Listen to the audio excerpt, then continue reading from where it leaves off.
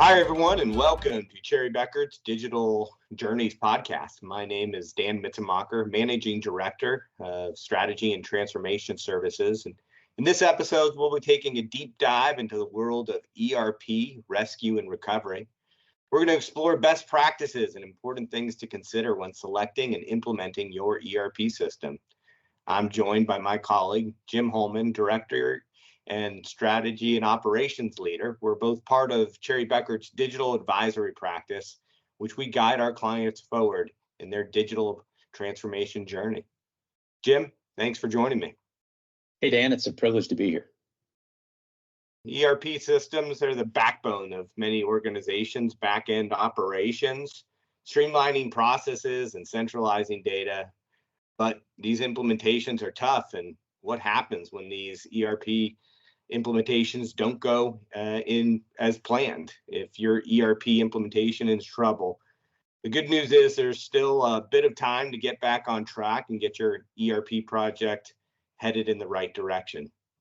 Jim, I know you've been a moderator of many of these Digital Journey podcasts, but today we're going to put you on the hot seat here since we both have a lot of experience in ERP systems implementations and working with clients on their planning and execution of ERP projects.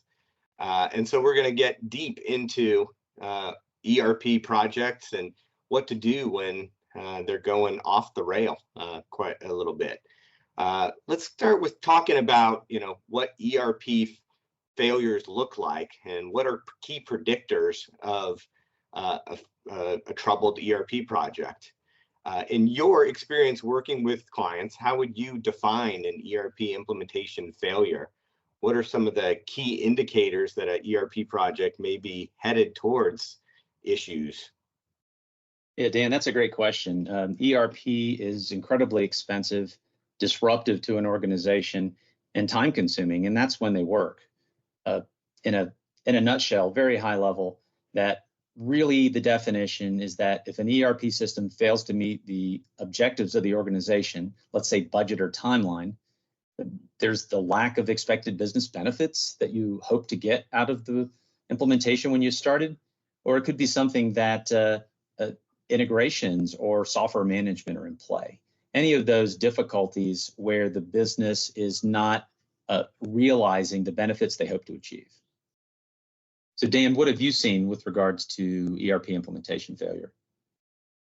Yeah, Jim, these ERP projects are big and tough projects to get through for any company. I tend to call it kind of heart surgery for a company when you're replacing the systems that run all of their financials and operational processes. And so, as you move into go live and sustaining an ERP project, obviously there's troubles with scope and budget and timelines that companies face in an ERP project, and starting to feel those upfront in an implementation, understanding what the key risk factors are, and then defining a plan up front of how you're going to mitigate those risks overall. Jim, you've been in the industry for quite a while now, seen a lot of ERP implementations. What do you think are common reasons behind ERP project failures? Well, ironically, it's very rarely the ERP software platform itself. Most common ERP platforms are pretty good. Sometimes there's not a good fit, but for the most part, it's not the software. What we see is that improper planning and inefficient resourcing of the project, not realizing that people have their day job, which is a 40+ hour a week, and organizations aren't really allowing participants in the implementation to dedicate 20 to 30 hours a week to actually make the implementation work. We see that is tangent to the lack of executive support. People don't realize how disruptive it is, and that again is when it works. So executive C-suite is not on board and don't want their key people doing non-revenue generating or cost reducing activities. So it tends to be delegated down to parts of the organization that frankly are less skilled. And then finally, we see that there's a tendency to cut over with inadequate training. There's no, go live readiness assessment, if you will, and then change management typically suffers. But what are you seeing, Dan, in larger organizations? Yeah, I agree, Jim. It's really upfront planning, having the business case for the project align at the executive level, and then the right team and work plan to go execute.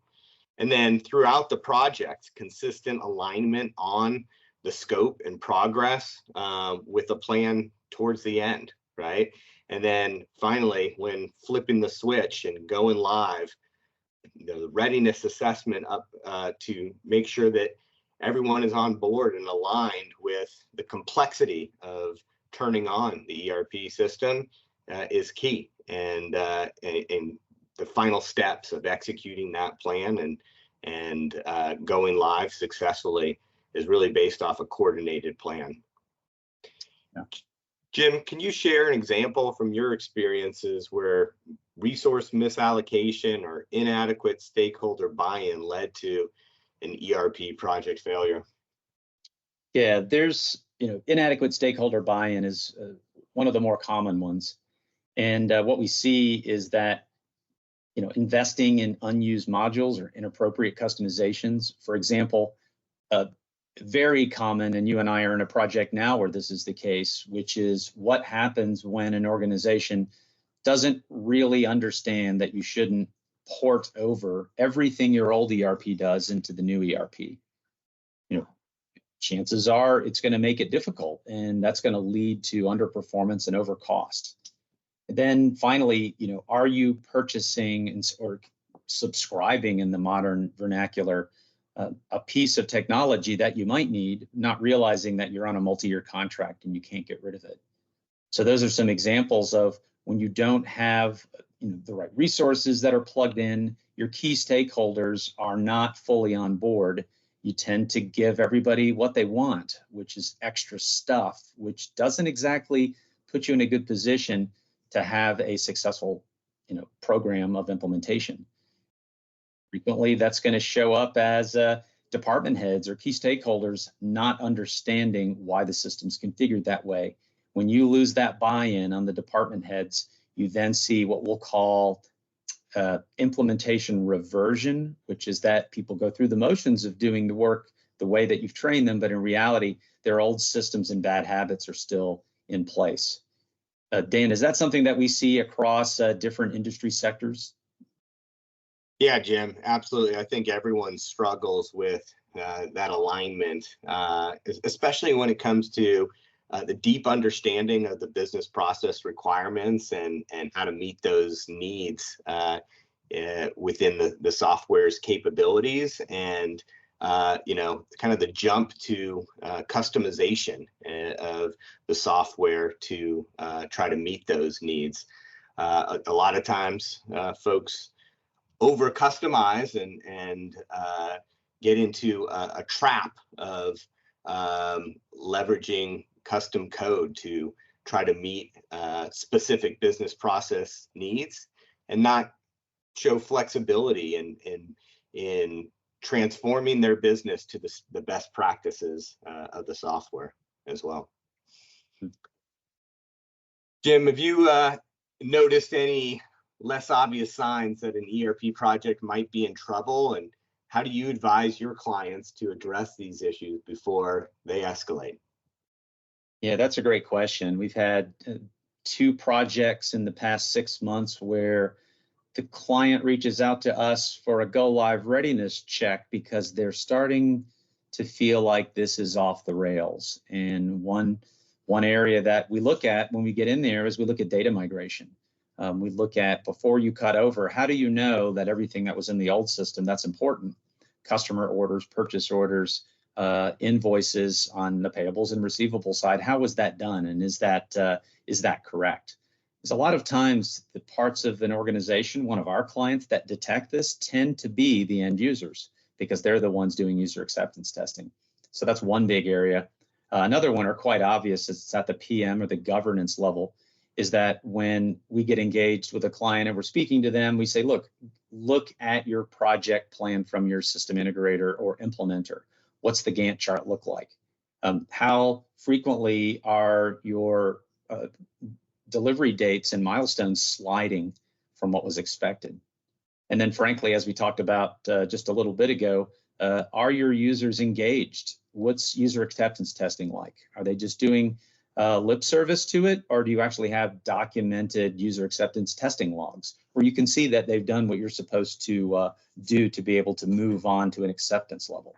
So, it's not obvious. And I think maybe one of the areas is that it's usually not the C-suite or the D-suite that's detecting this.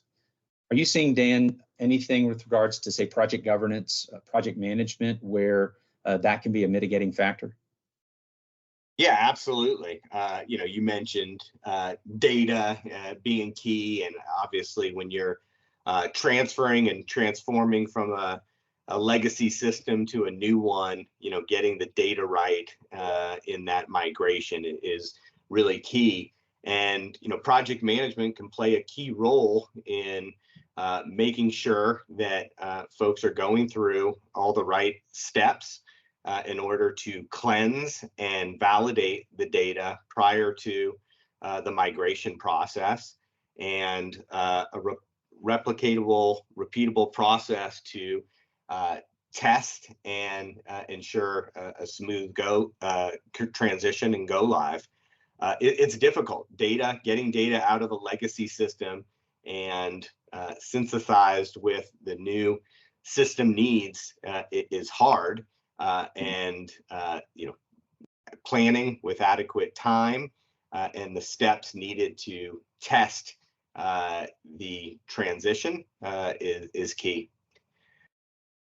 So, Jim, this has been a really insightful discussion, and I think really just the start of some of the things that we have seen in terms of ERP issues and failures, and really would like to continue this discussion as we move forward in the next couple of sessions and start to talk about how ERP strategy and stakeholder engagement, change management can play a key role in planning purposes of an ERP engagement. So look forward to continuing our conversation and continuing with additional part 2 and 3 to cover some additional complexities and things that you see in the ERP lifecycle and journey.